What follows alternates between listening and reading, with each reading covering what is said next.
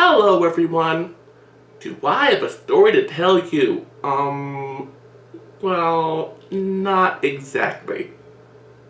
This is going to get confusing. You see, some really strange stuff happened to me, but I can only tell you what other people told me. No, this isn't my origin story. This all happened during my college years.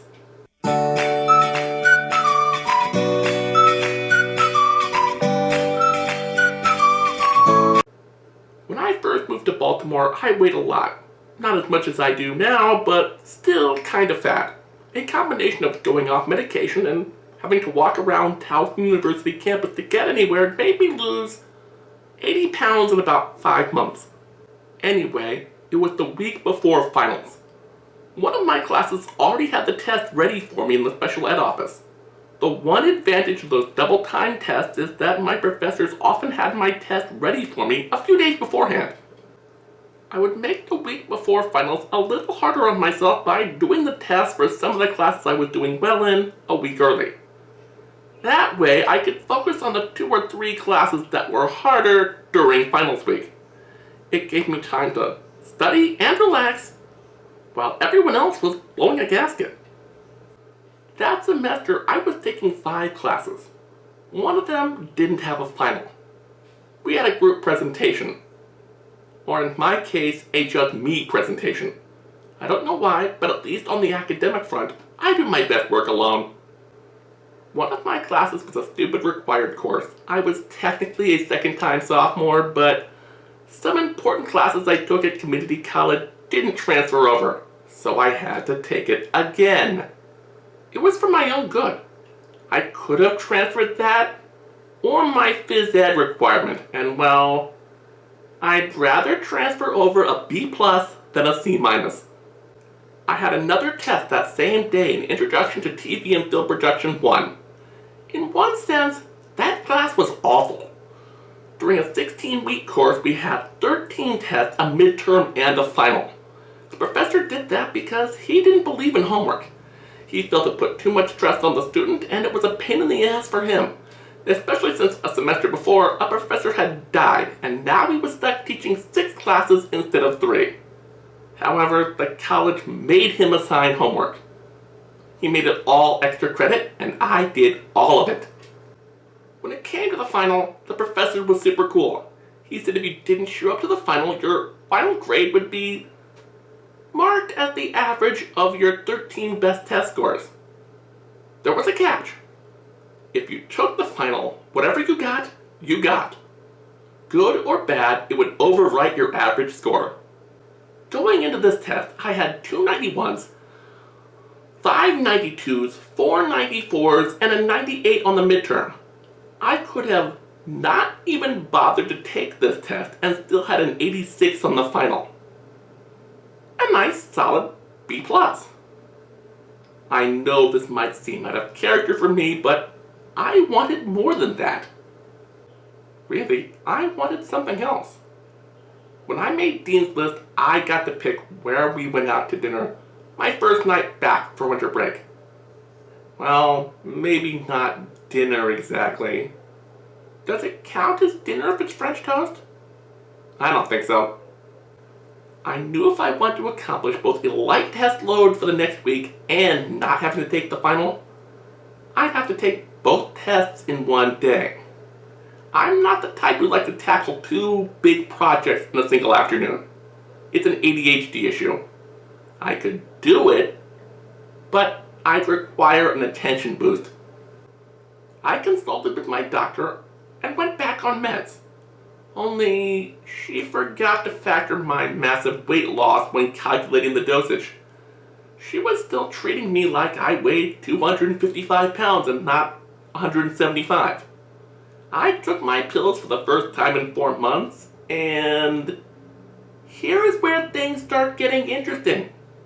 I remember walking into the testing center.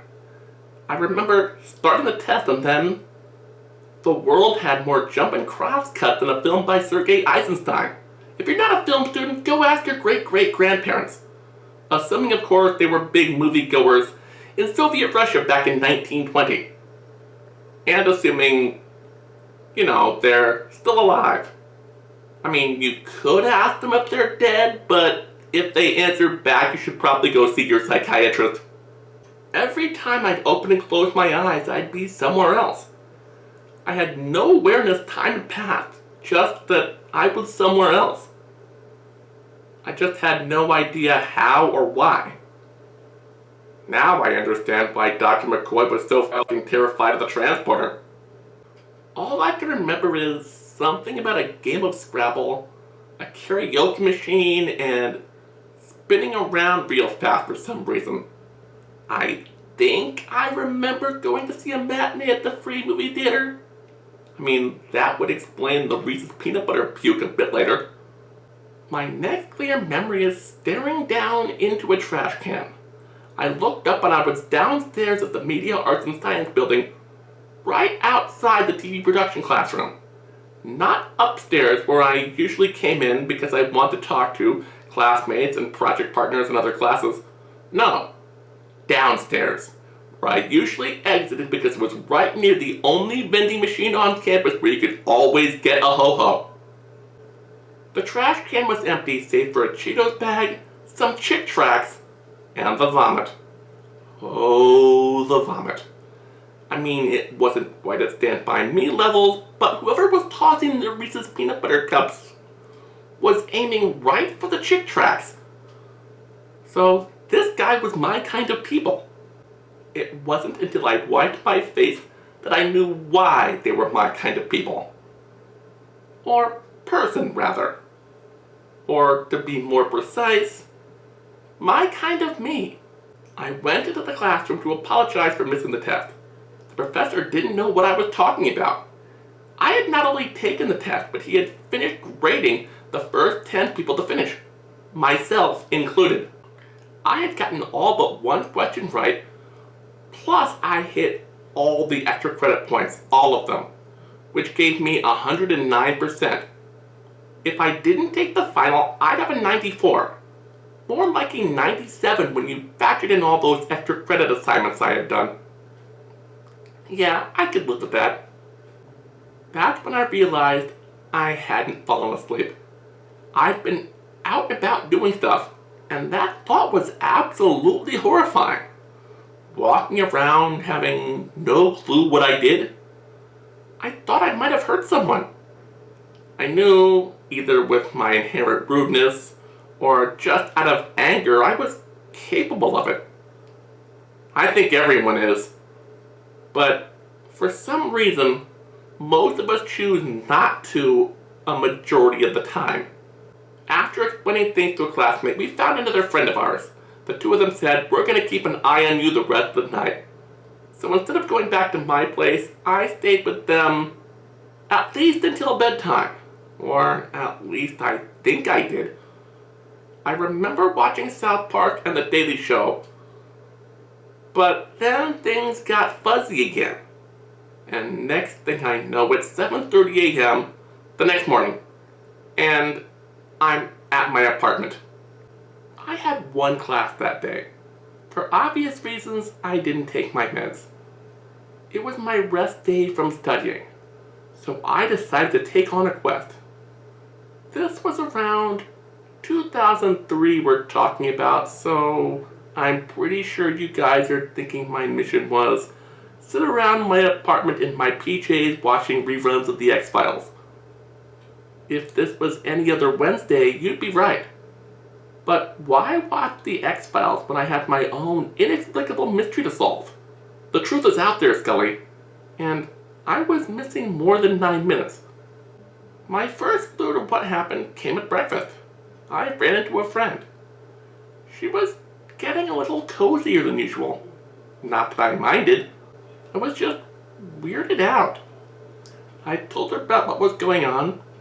Then she apologized for a second ago. And she filled me in on some of the details. She told me that she dragged me to karaoke. What happened went a little bit beyond butchering Octopus's garden. At one point, someone had come up to sing who didn't suck. We started dancing. Now, she's a natural at it. Most of the time I go out of my way to avoid it. Not this time. According to her, I was at the top of my game. From what I've been able to determine, that's probably what caused the spinning and the flashing lights and the bit I can remember. But that's not all. At some point we started making out. I was shocked. Not because I hadn't thought about it. To be honest, I had thought about it, well, often late at night when I couldn't sleep. Or maybe it was why I couldn't sleep. But that's beside the point. No, I was confused because she had been the initiator. The only reason it didn't go further than that was because the bathroom, the dorms, and even the school store were out of condoms. Everyone blows off steam the same way in college. Being like rabbits. I told her if she still wanted to after winter break, well, I'd be game for it. As for how that turned out, well, it's not worth its own episode of Storytime. Just go watch the Futurama episode Parasite Lost. It's pretty damn similar, only without the holophoner, the truck stop sandwich, or the intestinal parasites. I hadn't possessed my faculties at the time, or maybe I had for the first and only time in my life. Apparently over-medicated me with doing stuff I could only dream about at the cost of not being able to remember the experience and truly enjoy it. Another friend of mine came along a little while later. By now, news of my memory blackout had spread. Apparently after the first test, but before the karaoke stuff, I had gone to lunch. There had been a Scrabble tournament. I kicked everyone's ass. I somehow got the word quixotic on a triple word score with a triple letter on the cue. Go me! There was one last way to recover those memories. I had some photos, but it was shit out of luck there. There were cell phone photos back then. There were digital cameras, but I didn't have the money for that shit. These were actual photos, the kind that require film. I don't know any place that handles film anymore. But in those days, you could still go to CVS, drop off your film or Instamatic camera. You'd come back a few days later and get your photos back. What came back was not what I was expecting. Photos of me putting a Mr. Potato Head on a statue of the school mascot. Me mocking an evangelical straight preacher who was spouting homophobic and anti-Semitic garbage, weaved together from various bits of the Bible taken out of context, in a very Shatner-esque tone of voice. I'd seen this guy around before and he'd annoyed the ever-loving shit out of me. I somehow drew a bigger crowd and got tons of laughs by mocking him, reciting old bits of Star Trek lore. Anyway, that's all I really know. I still have gaps. I still don't remember a damn bit of it. I wish I did. I just got to a point that since I was never visited by the cops or anything, I just have to assume I didn't do anything that horrible. It kinda sucks though. On the one hand, I got to spend the day as both the smartest guy in the room and the luckiest man in the world, as portrayed in a screenplay by Aaron Sorkin. But with an ending worthy of Rod Serling. Be here next time for the season finale of Storytime when we'll talk about my battles with street preachers and the minions of Lyndon LaRouche. Really? People want to hear those stories? If you liked this video, give it a thumbs up and then subscribe. Ring the bell for more updates.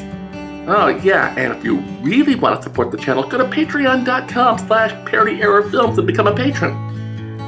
Till next time.